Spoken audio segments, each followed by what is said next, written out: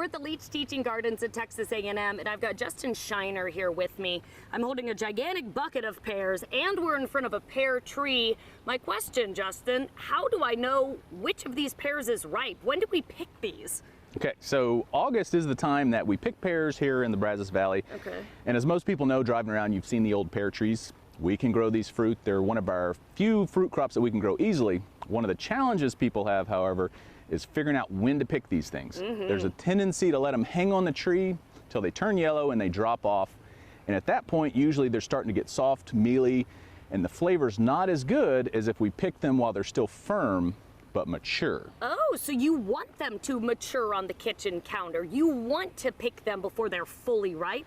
We ripen them on the table, not on the tree for most of our pears here. Got it. So this one right here, kind of firm like that with this sort of color, that's the right time to pick?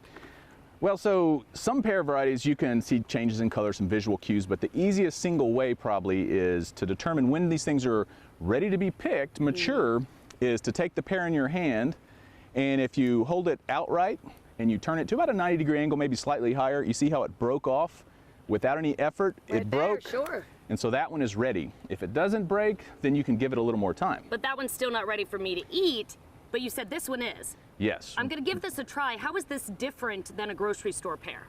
Okay, that one is going to be different because it's a different variety than what we get from the grocery store. That's called Garber.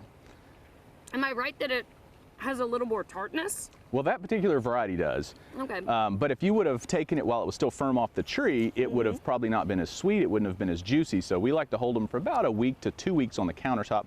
I like them soft, so I'm more likely to hold them longer. If you like them firm, maybe not quite as long.